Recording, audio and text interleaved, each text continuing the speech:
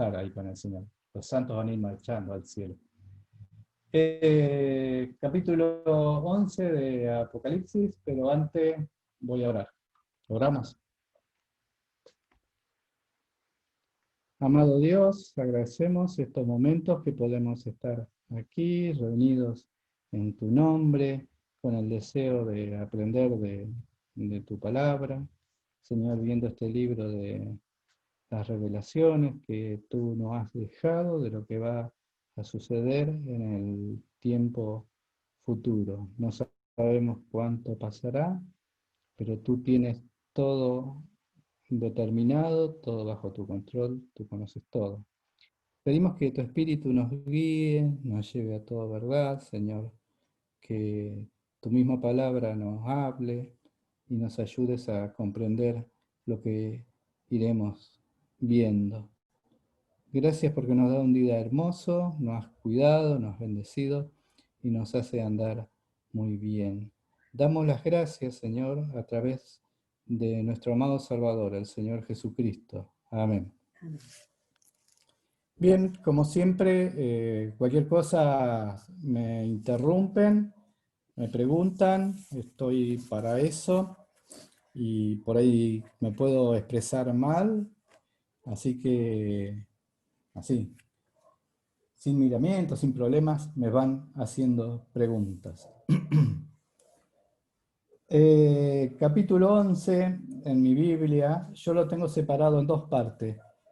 Primero dice los dos testigos de título hasta el versículo 14, y en el 15, al final, dice la séptima trompeta.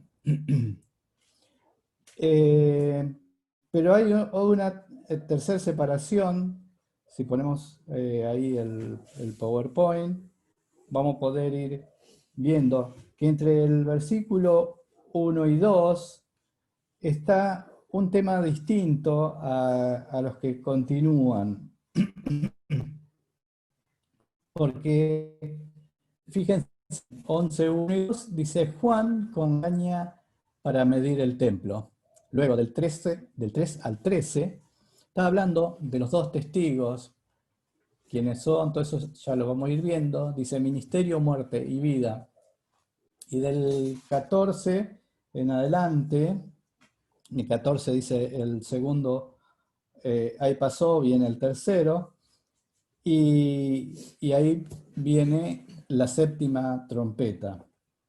No vamos a llegar a ver tantos, pero bueno, porque en el versículo 1 y 2, ahí nos va a llevar un poquito de tiempo a entender. Bien, dice, el primer versículo dice, entonces me fue dada una caña semejante a una vara de medir. Él no conocía ese instrumento, por eso dice semejante a una vara de medir. Y se me dijo, levántate, mide el templo de Dios y el altar y los que adoran en él.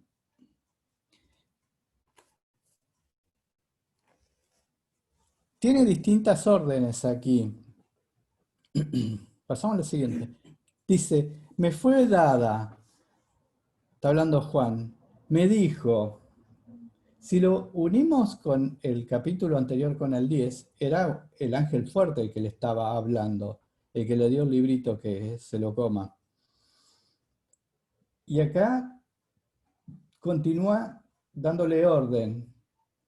Y me fue dada, pero fíjense que Juan está hablando esto como si fuera el pasado. Nosotros estamos estudiando el futuro. Vamos, no quiero embarrillarle mucho la cabeza. Él está hablando de algo que sucedió en el futuro. Pero como él lo escribió, está hablando en tiempo pasado, porque fue una realidad. Pero para nosotros va a ser en el futuro todo esto que estamos viendo. Por eso dice, se me fue dada, en un pretérito, se me dijo que mida, son todas cosas que están en tiempo pasado, pero que van a suceder en el futuro, y él lo está narrando de esa forma. No es una profecía, es una realidad, porque él lo vio, sucedió, Él estuvo presente y por eso lo puede escribir con esa realidad. Entonces nosotros creemos todas estas cosas tal cual como están escritas. Es una realidad lo que vio Juan y todo lo que le sucede a él. Y por eso nosotros podemos entender y con ese razonamiento así literal lo vamos a poder entender. Se le entregó una caña, ahí hay un dibujito de como una persona que tiene una vara para medir en sus manos. Ahí dice 43, es Zacarías 43. En el libro de Zacarías, no, perdón, Ezequiel, Zacarías no tiene 40, en Ezequiel 40, 41, 42, 43, aparece un ángel que empieza y le da una orden a Ezequiel y le da todas las mediciones y por menores de cada detalle de cómo tenía que ser el templo para Dios. Después, el templo que se hizo, luego no fue con las medidas ni nada parecido a eso, pero Dios ya había dado instrucción de cómo tenía que ser. Y usa esa caña o esa vara que tiene ahí para medir. Esa caña ahí tenía 6 codos, 2,70 metros. Y en varias veces de la palabra de Dios vamos a ver esa caña para medir. Luego, cuando estemos en Apocalipsis 21, se le da a Juan también que mida la Nueva Jerusalén celestial. Pero ya en ese caso es distinta porque es una caña o una vara de oro. Es distinta a esta que Dios manda o da para medir. Entonces Juan es enviado a que pueda medir algo. Él tiene que medir cosas. Como sucedió ahí en Ezequiel. En Ezequiel vemos bastante detalle, ya los vamos a ver. Y también a Zacarías, también en el capítulo 2, versículo 2, se lo manda a que mida Jerusalén. ¿Cómo iba a ser el lugar, la tierra donde iba a estar la ciudad de Jerusalén? Que no iba a tener límite, no iba a tener, es decir, iba a tener límite, pero no iba a ser amurallada, nada, porque Dios la va a proteger. O sea que en distintas oportunidades Dios manda a medir cosas. Acá lo está mandando a Juan a medir ese lugar. En Ezequiel 43:7, Ezequiel está hablando, y dice, y me dijo, hijo de hombre, este es el lugar de mi trono. ¿Por qué Dios le manda a medir y hacer cosas que tenían que realizar? Pasaron 3 capítulos, casi 4, dándole detalle a Dios cómo tenía que ser, porque luego hay una profecía que dice que ahí va a venir a descender Cristo y va a reinar desde ahí, por 1000 años. En Ezequiel 43:7 dice, y me dijo, hijo de hombre, este es el lugar de mi trono, el lugar donde posaré las plantas de mis pies, en el cual habitaré entre los hijos de Israel para siempre, y nunca más profanarán la casa de Israel, mi santo nombre, ni ellos ni sus reyes con sus fornicaciones.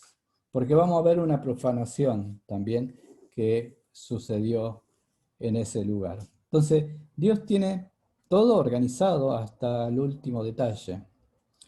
Y cuando se le da la palabra medir, si Dios manda a medir algo, porque Él es el dueño. Si yo quiero medir este terreno, puedo, porque es mi posesión, y lo puedo medir como el de usted, de cada uno, y hacer la creación que ustedes quieran en su terreno, en su lugar, porque son los propietarios de esos. Entonces, Dios tiene propiedad y entonces manda acá a Juan que se ponga a medir un lugar. Muchos espiritualizan todo esto. Dios está hablando de dos formas distintas. Una es la forma en que habla al pueblo judío y otra es como nos habla a nosotros. Nosotros no tenemos un templo donde habite Dios. En Hechos 7, 48 y 49 dice, si bien el Altísimo no habita en templo hecho de mano, como dice el profeta, el cielo es mi trono. Dios está en el cielo, en su trono. Pero para los judíos habitaba también allí en un templo. En el Nuevo Testamento y en la actualidad, el templo no es la iglesia, sino que cada uno de los creyentes, ellos son el templo del Espíritu Santo. Nosotros somos templo del Espíritu Santo. Y nosotros, todo el grupo, conformamos esta iglesia de Cristo. En Efesios 2:21 dice, en quien todo el edificio, la iglesia que conformamos entre todos nosotros, bien coordinado, va creciendo para ser un templo santo en el Señor, en quien vosotros también sois juntamente edificados para morada de Dios en el Espíritu. Dios mora en el Espíritu nuestro. Y 1 Pedro 2:5 dice, vosotros también, como piedras vivas, sed edificados como casa espiritual. Cada uno de nosotros y el conjunto de nosotros somos la casa espiritual de Dios. Entonces, ¿por qué le manda a medir a Juan algo que se está haciendo o está hecho tal vez en este momento ahí en Jerusalén? Porque vamos a ver qué es en Jerusalén. No es algo espiritual, sino es algo real. Nosotros en este momento que estamos leyendo acá el capítulo 11, estamos, esta parte, el versículo 1 y 2, se estima que está en la segunda parte, o iniciando la segunda parte de la gran tribulación, o sea, en el año 3 y medio, por ahí. Luego, en el versículo 3 en adelante, vamos a estar desde el principio de esta semana 70 de Daniel, cuando comienza la tribulación, cuando comienza a aparecer el anticristo diciendo paz y seguridad a todos, empieza a engañar a todos, ahí Dios hace que estén también esos dos testigos, que ya los vamos a ver, que están desde el principio hasta la mitad de la gran tribulación. El pueblo judío tiene que construir su templo, lo está haciendo. Todavía el problema principal que tiene es el terreno, dónde lo tiene que hacer, porque el lugar en que estaban los templos anteriores, en estos momentos, ya desde el año 1035, los musulmanes ya le tomaron ese lugar y han hecho dos mezquitas en esa explanada. Lo único que le quedó un poquitito de los muros de los lamentos, que es lo que quedó de la destrucción del año 70, y justo arriba hay una mezquita que es de Al-Aqsa, y al centro donde se estima que está la roca, donde fundamental está la cúpula de la roca, ahí es donde piensan los judíos que van, es el lugar donde tiene que estar ubicado el tercer templo. Ellos tienen muchas organizaciones, que ya ahora lo voy a ir diciendo, están tratando de hacer ese templo. Ese templo que va a ser con las medidas que le dio Dios a Ezequiel, con los detalles que Dios le ha exigido. Entonces, cuando acá lo manda a Juan a medir, está midiendo ese templo que ya estaría hecho. Entonces, lo manda a medir, Dios está a cargo de todas las cosas, porque Él es todopoderoso. Lo vamos a ver un poquito más adelante en el versículo 17, diciendo, te damos gracias Señor, Dios todopoderoso, el que eres, que era y que ha de venir. Este Dios todopoderoso, que es Pantocrátor es el nombre, la traducción del griego. En el Nuevo Testamento está 10 veces esa palabra, y de esas 10 veces, 9 están en Apocalipsis. Por eso el Apocalipsis quiere demostrar lo poderoso que es Dios en todo su esplendor, lo poderoso que es Cristo reinando y siendo victorioso. Esa es la idea de este libro, de magnificar la gloria de nuestro Señor Jesucristo. Entonces le pide que mida lo que está viendo. Ahí hay una diapositiva de la construcción del templo anterior. Fíjense que tiene numeritos. Y a Dios lo único que le interesa es el lugar donde está el número 1 y el número 2. El lugar 1 es donde estaría el arca del pacto, que es el lugar santísimo, santo de los santos, dice. Y el lugar 2 es el lugar santo, donde entra el sumo sacerdote a ofrecer incienso y la adoración a Dios. Del 2 para adelante ya son patios, todo, es afuera del templo. Después es muy extenso todo lo demás y así era el templo que había terminado de construir Herodes.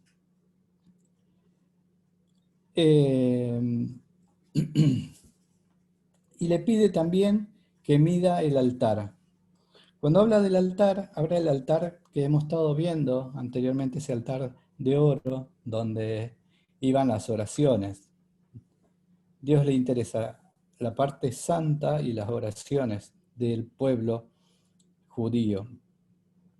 Y eso, el altar está adentro del templo. Hay otro altar afuera del templo, que era de bronce, que era el altar donde hacían los holocaustos. Volvé para atrás nomás, Mati. Y ese altar de los holocaustos está afuera y era un símbolo del lugar o de la cruz de nuestro Señor Jesucristo, fuera del templo, en la parte exterior. Era ya para los gentiles. Por eso Dios ahora le está interesando y está viendo lo del pueblo judío. Cuando está hablando con Ezequiel, cuando Dios le da las medidas, le da absolutamente todos los detalles del templo. Y ahora hay un instituto del templo. Usted puede entrar por internet, hay varios sitios que pueden ver hasta muchos detalles, visitas guiadas, de todo hay por internet, de ver todas las cosas que van haciendo de acuerdo a como está escrito en la Biblia. Ellos le dicen Tanaj al Antiguo Testamento, de la compilación de los profetas, más la Torá, que es el Pentateuco, son los primeros 5 libros. Ellos se van ateniendo de eso porque Dios dio todas instrucciones, todas medidas, y entonces van haciendo todas las cosas que hay en él. Está hasta el último detalle del Señor. ¿Cómo tiene que ser decorado el templo? Cada utensilio. Nosotros hemos estado viendo algunos de cómo iba a ser el altar, cómo iba a ser el incensario, hasta cómo tienen que ser la menorá, los que cortan el pabilo de la llama, todas cosas de plata, todas de oro se está haciendo. La ropa de que van a usar los sacerdotes. Ahí se van instruyendo en cómo tiene que ser su conducta, cómo tiene que ser su higiene, porque Dios dio ordenanza de todo. Como ser que no se pueden rapar, no se pueden dejar el pelo largo, montones de detalle. Cómo tiene que estar orientado el templo, para dónde tiene que mirar cada ventana, cuándo se tienen que abrir esas ventanas, en qué día, que tiene que ser un sábado o un día de luna llena. Montones de detalles da Dios, las medidas absolutas de toda la tierra, la distribución.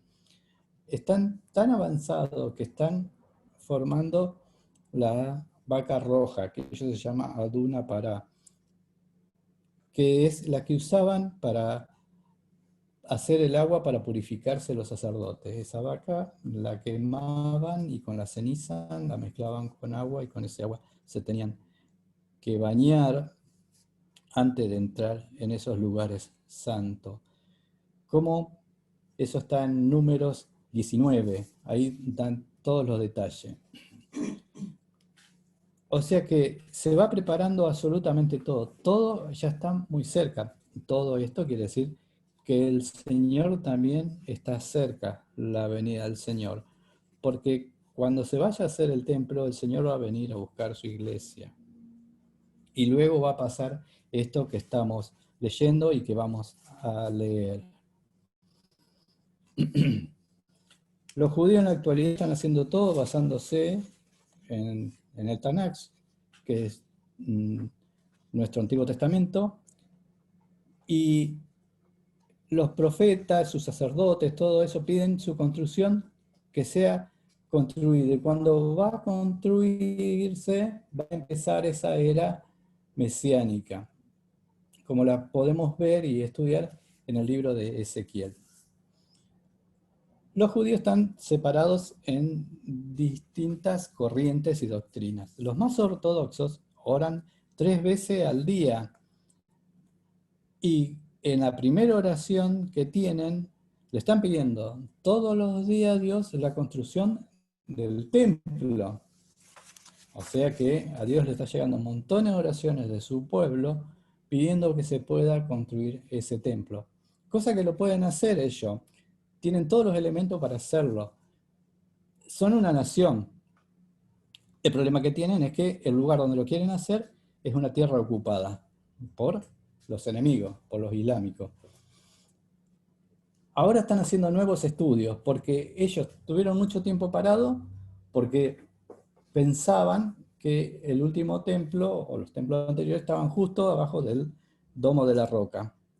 Ahora han descubierto geológicamente que está un poquito corrido, entonces también lo pueden hacer sin tocarle las mezquitas a los musulmanes. Eso es lo último.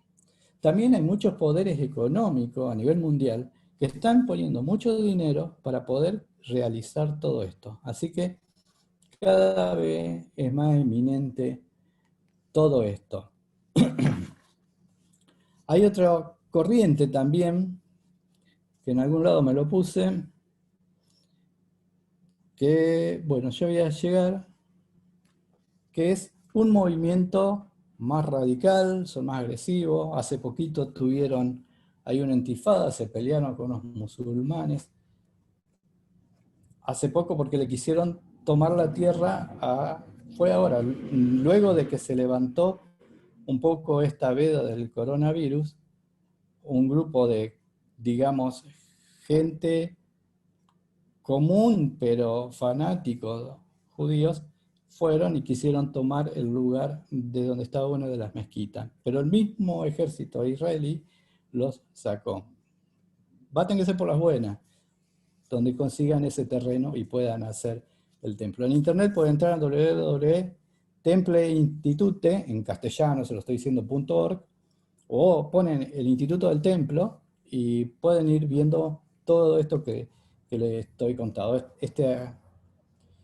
Me llamó la atención porque se llama igual que yo el que lo fundó, que era un rabino y se llama Israel Ariel. Qué copión.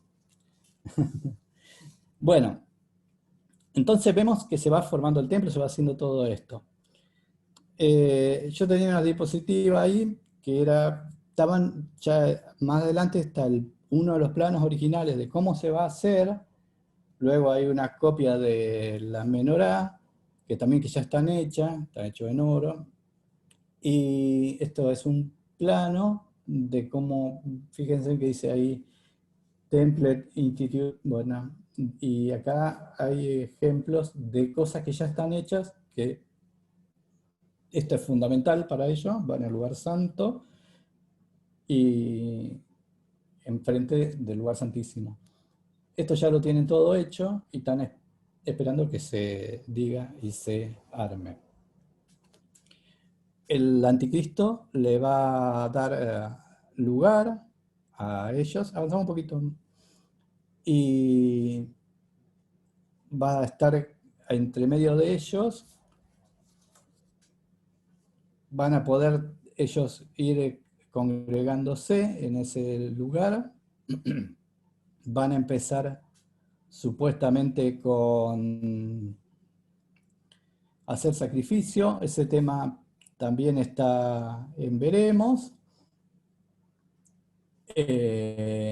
porque ahí ellos también tienen unos problemitas de... Volvé antes. Tienen unos problemitas de que no le va a ser fácil hacer sacrificio de animales, más con, fíjense que hay muchas corrientes defensoras de animales, está mal visto que se hagan sacrificio, tal vez lo van a hacer, no. Uno de los rabinos más importantes que ellos han tenido, que es Maimónides, que es Moisés Maimón, él está, es otra corriente que tienen los judíos, que está en contra de los sacrificios, sino que dice que en realidad lo más poderoso, lo más efectivo, lo que Dios quiere, es la oración. Entonces, por ese lado tiene razón. Dios en otras partes y nosotros no quiere que hagamos sacrificio. El sacrificio ya lo hizo Cristo una vez y para siempre. Así que Dios aborrece todos esos sacrificios o lo que puede hacer el hombre. Acá tenemos un dibujito donde dice tribulación al costado. Ahora nos estamos ubicando casi al principio de esta tribulación y cuando vemos ahora los dos testigos llega hasta el medio. Fíjense que en el medio abajo dice abominación desoladora. Daniel 9:27, en el capítulo 11 de Daniel 40:43 también está, y el Señor Jesús habla de la abominación desoladora. Esa abominación desoladora va a ser que un día, ya lo vamos a ver más adelante, el anticristo va a hacer que se corte todo el funcionamiento de ese templo que va a estar funcionando esos 3 años y medio y va a poner una abominación en el templo. Y de ahí empieza la segunda parte de la gran tribulación, él ya con la creación de la bestia, que el falso profeta le da vida, y es una abominación sobre el templo. Cristo en Mateo 24:15 nos habla de que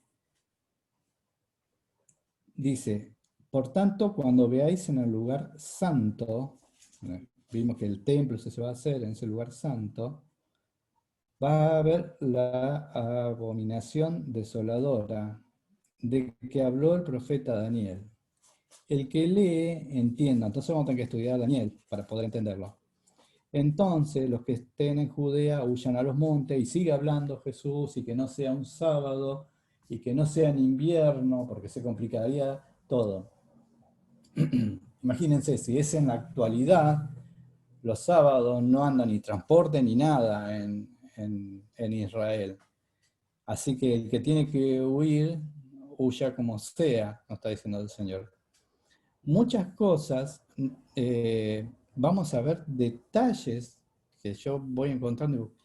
Claro, pero Juan escribía algo que él no entendía o no podía ser cierto en su momento, pero como es en un futuro, sí, nosotros lo entendemos y podemos comprenderlo sencillamente, pero esto fue escrito 2000 años para atrás. Así que, ¿cómo damos cuenta la verdad que es la palabra de Dios? Bueno, entonces Jesús dice, va a venir esa abominación desoladora y se va a instalar ahí, en el templo. Y dice, el que lee entienda lo que habló el profeta Daniel. Y el profeta Daniel, en el capítulo 9, versículo 27, explica esa abominación desoladora. Dice, y por otra semana confirmará el pacto con muchos. Está hablando de este anticristo, este falso profeta que se está instalando. es la última semana y va a ser un pacto con muchos los judíos. Y a la mitad de la semana, a los 3 años y medio, estamos viendo, justo a la mitad de la semana, hará cesar el sacrificio y la ofrenda. Va a cortar toda la función del templo. Después, con la muchedumbre de las abominaciones, imagínense, es manejado por el mismo demonio, vendrá el desolador, la bestia, que lo vamos a ver, hasta que venga la consumación, que hasta que venga el Señor Jesucristo, y lo que está determinado se derrame sobre el desolador. Cristo va a derramar toda la ira sobre ellos. Y en Daniel 11:31 podemos ver, y se levantará de su parte tropas que profanarán el santuario y la fortaleza, todo lo que se construyó, y quitará el continuo sacrificio y pondrá la abominación desoladora. Ahí se va a instalar la bestia. Bien. Casi 200 años antes de Cristo, hubo una, digamos entre comillas, abominación desoladora en el ex templo que había empezado a ver ahí. En ese entonces, en el 167 antes de Cristo, Cristo no estaba todavía, un gobernador griego, que era Antíoco Epifane, sobre la ruina del templo de Salomón, hizo hacer un templo para Júpiter, y haciéndole toda la contraria a los judíos. El pueblo judío estaba tomado por los griegos. Y luego, para hacerlo embravecer más, en el altar exterior, que estaba fuera del templo, que aún se conservaba, sacrificó un cerdo, animal inmundo, para los judíos. Los historiadores a eso lo tomaban como la abominación desoladora. Pero Cristo y Daniel está hablando de algo del futuro. Cristo lo habla después que pasó esto, casi 200 años después. Y Daniel también. Y hay muchísima diferencia con esa abominación desoladora que narra la historia de este griego Antíoco Epífanes. ¿Por qué? Porque da mucho detalle Daniel. ¿Qué va a hacer? ¿En qué momento? ¿Cuándo se va a cortar? El templo va a seguir estando. Va a hacer pactos con muchos.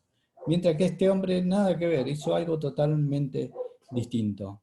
¿Se entiende? Eso va a suceder luego, en el lugar que estamos viendo nosotros. En el futuro todavía no lo vemos, por ahí muy pronto.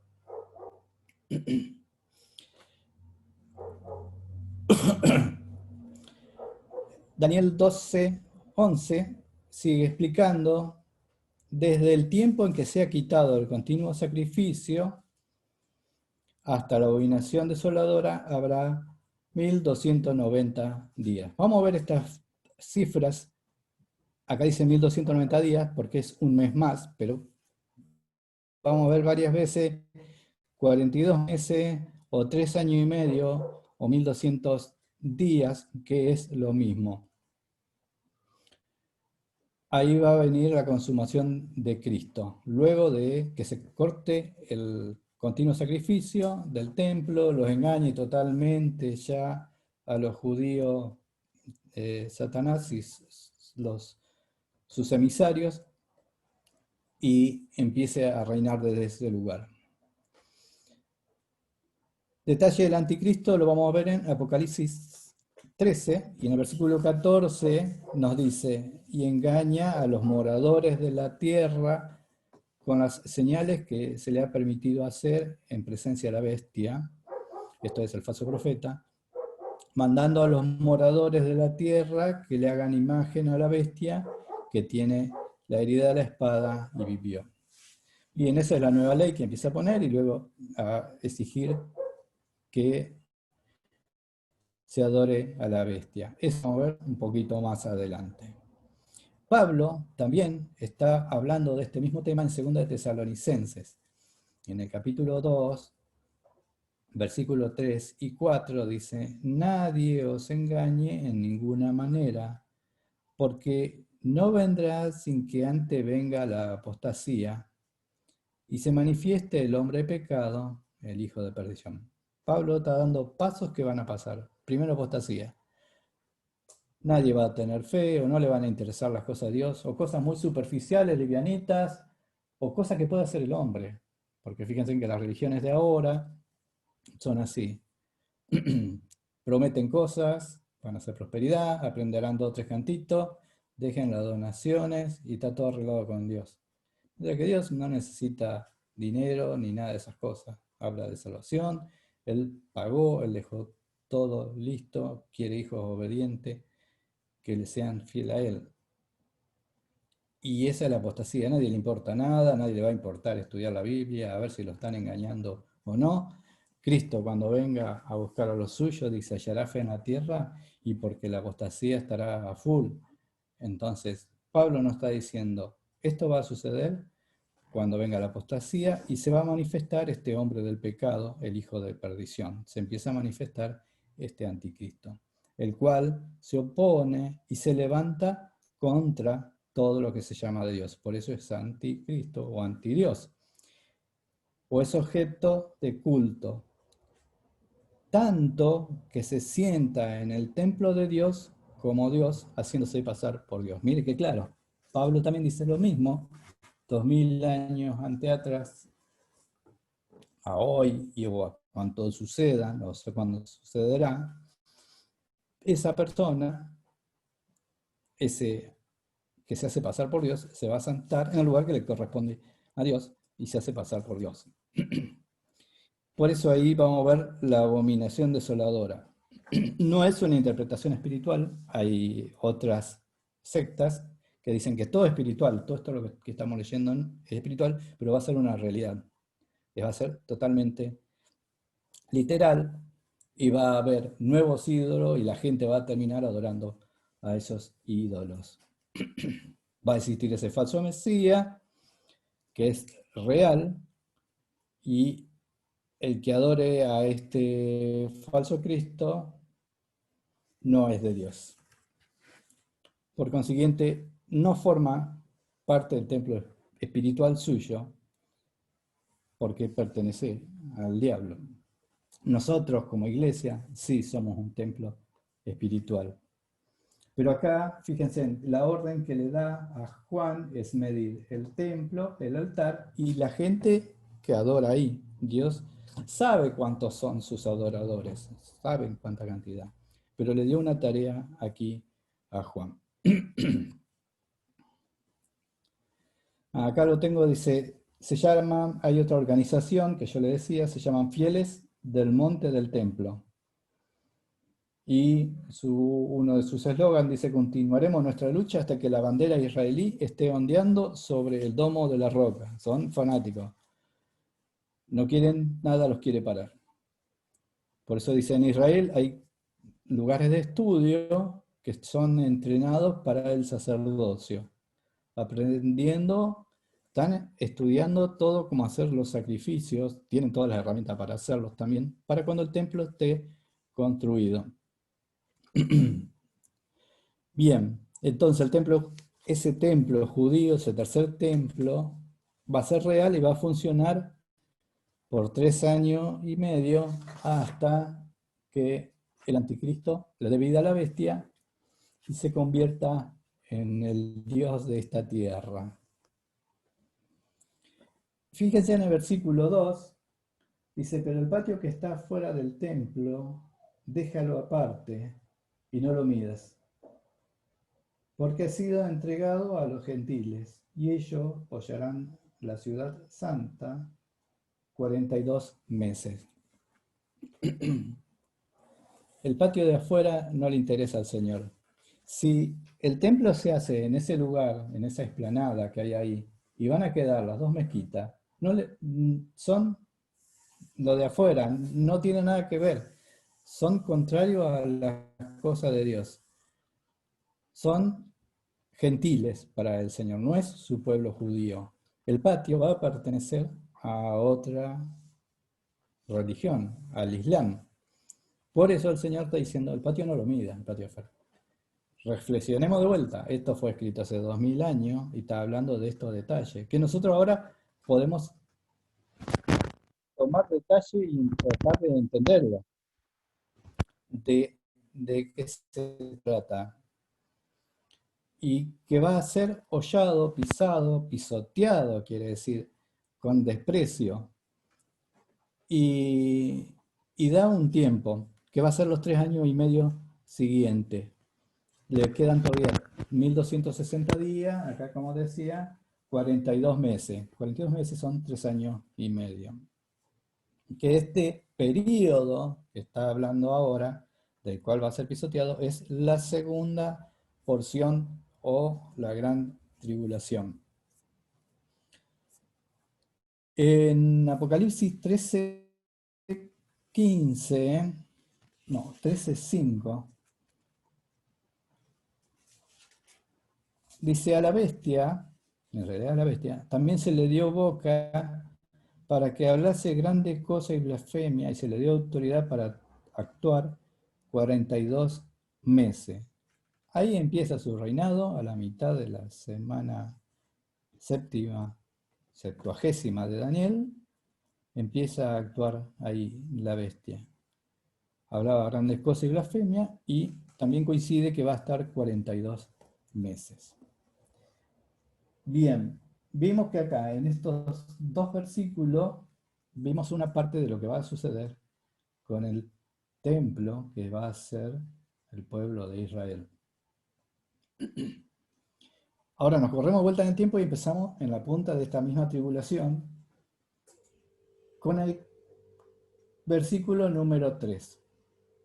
La iglesia fue arrebatada por el Señor, y el Señor pone 2 testigos ahí que tienen una misión muy importante, ubicada en Jerusalén. Yo me imagino que va a estar ahí al frente del templo o en la parte más importante para llevar su ministerio. Dice, versículo 3, y daré a mis 2 testigos que profeticen por 1260 días vestidos de silicio. Bueno, acá da el mismo tiempo, pero es la primera parte de la tribulación. Van a estar profetizando, van a estar pregonando el arrepentimiento, porque vimos que lo que no había cabida en esa gente era arrepentirse. Están engañados por el falso profeta, con toda la maquinaria del enemigo, y ellos van a profetizar qué va a suceder, los juicios que vienen de Dios. Le van a advertir a todo el mundo, no solamente a los que estén ahí cerca de ellos, y van a estar vestidos de silicio. Vestido de silicio es una ropa muy áspera que se ponían, que es como una arpillera, está hecha de pelo de cabra comúnmente, y lo usaban en señal de luto. Cuando Jacob se entera que José había muerto, entre comillas, se viste de silicio. Y así Job también, cuando se le muere toda la familia, se viste de silicio. El pueblo también se endechaba y se arrepentía ante Dios, se vestía de silicio, y en algunas ocasiones se tiraban tierra encima. Pero era una ropa muy áspera, sin forma, era como una bolsa así de papa que le cortaban el agujero para pasar la mano y la cabeza, sin forma de nada, y usaban eso por tristeza, por luto, endecha. Y estos 2 mensajeros de Dios tienen esta misión de profetizar y están vestidos de esa forma y pregonando lo que va a suceder, y también que huyan de la ira de Dios, que se arrepientan de sus pecados. Por eso están vestidos así, de esa forma. Y el que no crea en ellos, que no se arrepentirá, será un mensaje de condenación, como es en la actualidad el Evangelio. El que no acepta ya ha sido informado, Dios tiene misericordia, pero también es su condenación. Van a ser muy frontales, son puestos por Dios, llenos del Espíritu Santo, y el que no lo acepta, escucharlo va a ser una tortura. Lo van a odiar a esos dos testigos por decir la verdad. La gente a lo bueno le dice malo, a lo malo bueno. Se van a ser atrapados por el mensaje del mismo diablo. Tal va a ser el odio que cuando lleguemos al versículo 10, lo matan a los dos testigos. ¿Quiénes son esos dos testigos? Hay muchísimas teorías de estos dos testigos. Se hablan de Elías, de Moisés, de Enoc, de Juan el Bautista. Yo me voy a extender un poquito porque quiero ver si puedo ir redondeando. En Malaquías 4, 5 y 6 dice: He aquí yo envío al profeta Elías antes que venga el día de Jehová grande y terrible. Él hará volver el corazón de los padres hacia los hijos, el corazón de los hijos hacia los padres, no sea que yo venga y hiera la tierra con maldición. Acá Elías, algunas personas suponen que uno de esos es Elías. Y entonces dicen, y Enoc también puede ser, porque dicen, Elías no murió, Dios lo llevó al cielo en un torbellino, y de Enoc no vio la muerte, Dios lo guardó. Y en Génesis 5:24 vemos que Enoc caminó con Dios. Pero hay una teoría que viene de Tertuliano, que Dios los guardó a Enoc y a Elías para que le dieran muerte al anticristo. No sé, no sacó eso. ¿De dónde se basa? No sé. Hay un versículo en la Biblia que lo toman, pero está mal puesto, mal interpretado, que dice en Hebreos 9:27, y de la manera que está establecido para los hombres que mueran una sola vez y después de esto el juicio. Entonces dice, bueno, ellos no murieron, entonces Dios los guardó, que no murieron, para que mueran una vez luego cuando lo matan, y después el juicio. Pero en realidad esto el contexto es otra cosa, porque todo el ser humano y sobre todo el juicio va a ser el que no aceptó a Cristo. Va a morir y después viene el juicio, que decir que no hay reencarnación, no hay nada de eso. Entonces, esa teoría de Elías y Enoch es muy débil. Hay una segunda teoría que concuerda muchísimo con lo que vamos a ver. No quiero decir que sea cierta, son suposiciones. Porque lo más importante de estos dos testigos es el ministerio que tienen ellos, de predicar, de anunciar lo que va a suceder y que se tienen que arrepentir para zafar de, o que Dios no los condene. La segunda teoría es Elías y Moisés. Lo hemos visto en la transfiguración, porque en Marcos 9:4 dice, y le apareció Elías con Moisés, que hablaba con Jesús. Respondió Jesús, le dijo, a la verdad Elías viene primero y restaurará todas las cosas. Un poquito más adelante vamos a ver los detalles de Elías y Moisés. Y otra teoría es Elías y Juan el Bautista. O también hay una teoría que los dos testigos son el Nuevo Testamento y el Antiguo Testamento. Elías y Juan el Bautista es como lo mismo casi, porque Cristo también decía de que tenía el espíritu de Elías, Juan el Bautista. Se vestían de silicio o de pelo de camello, siempre tenían una forma muy frontal y muy poderoso en Dios. Son teorías nomás. La cuarta teoría y la más aceptable es que no sabemos quién son.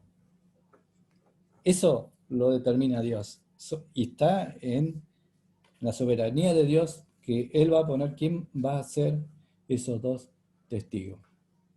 Y después hay otra secta que dice que hay 144.000 y de esa secta, de esos 144.000, varios quieren ser algunos de los dos testigos y así, si nos podemos juntar ahí, montones que quieren ser los dos testigos. Pero bueno, Todo eso está en los designios de Dios. ¿Por qué dos testigos? Porque se sostiene de la palabra de Dios. En la ley, en Deuteronomio 17:6, dice, se necesitaban dos testigos. Por dicho de 2 o 3 testigos, morirá el que hubiere de morir, no morirá por el dicho de un solo testigo. Y en Deuteronomio 19:15 dice, no se tomará en cuenta a un solo testigo contra ninguno en cualquier delito ni en cualquier pecado, en relación de cualquier ofensa cometida. Solo por el testimonio de 2 o 3 testigos se mantendrá la acusación. Y estos testigos van a acusar, van a mostrar que la gente está en pecado, que está perdida. Y son 2. ¿Y qué nos dice la Biblia? ¿Quiénes son esos 2 testigos? Está en el versículo siguiente, en el 4. Dice, estos testigos son los 2 olivos y los 2 candeleros que están en pie delante de Dios, del Dios de la tierra. No nos da de vuelta el nombre, pero nos dice que son 2 olivos y 2 candeleros que están enfrente de Dios. Esto mismo lo podemos ver en Zacarías 4. Todo ese capítulo de Zacarías va hablando de 2 testigos. Dice, volvió el ángel que hablaba conmigo, Zacarías está hablando, y me despertó como un hombre que he despertado de su sueño. Y me dijo, ¿ves? Y respondí, he mirado, y he aquí un candelabro, todo de oro, con un depósito encima y sus 7 lámparas encima del candelabro y 7 tubos para las lámparas que están encima de él. Y junto a él 2 olivos, el uno a la derecha del depósito y el otro a su izquierda. Hay imágenes, prácticamente eso. Y después lo pueden seguir leyendo y empieza a dar detalle, que hay 2 plantas de olivo que de sí salen, digamos, como caños que alimentan, porque dice que son cañas de oro, alimentan a ese candelabro y está permanentemente prendido.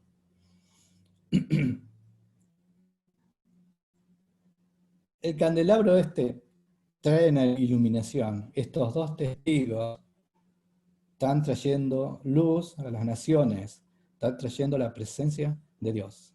Acuérdense que el aceite y los olivos representa al Espíritu Santo, al pueblo de Dios, y tan alimentado por el Espíritu Santo continuamente, día y noche, estos 2 testigos, para hacer ese ministerio que Dios le está dando.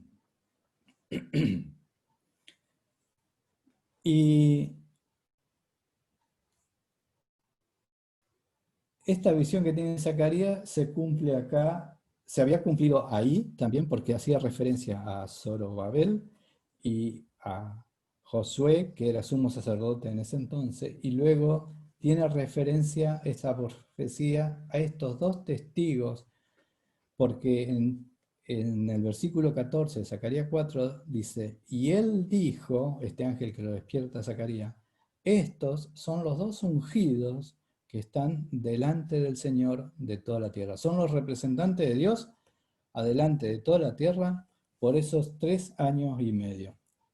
¿Y qué van a hacer? Aparte de predicar y todo eso, Dios le da todo poder. Dice, versículo 5, si alguno quiere dañarlo, sale fuego de la boca de ellos y devora a sus enemigos. Si alguno quiere hacerle daño, debe morir de la misma manera. Una persona que largue fuego por la boca, no hemos visto. Elías hacía descender fuego, pero porque le pedía a Dios, y Dios hacía que descienda fuego. Eso lo podemos ver en 2 Reyes 1:12.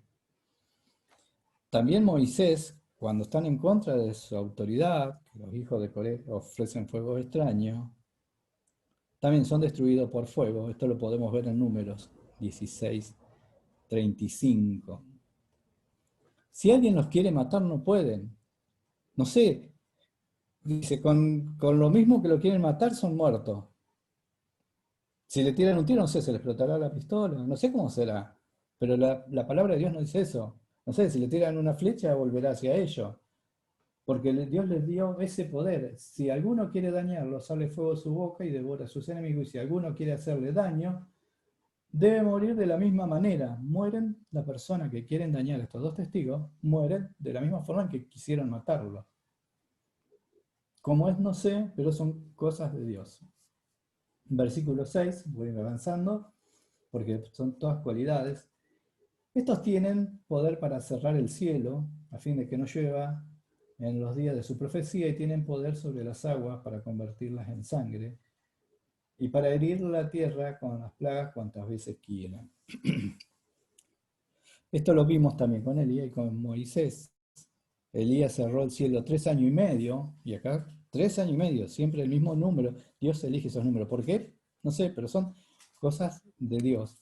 Esto lo podemos leer en Santiago 5:17, dice, Elías era hombre sujeto a pasiones, semejante a la nuestra, y oró fervientemente para que no lloviese, y no llovió sobre la tierra por 3 años y 6 meses.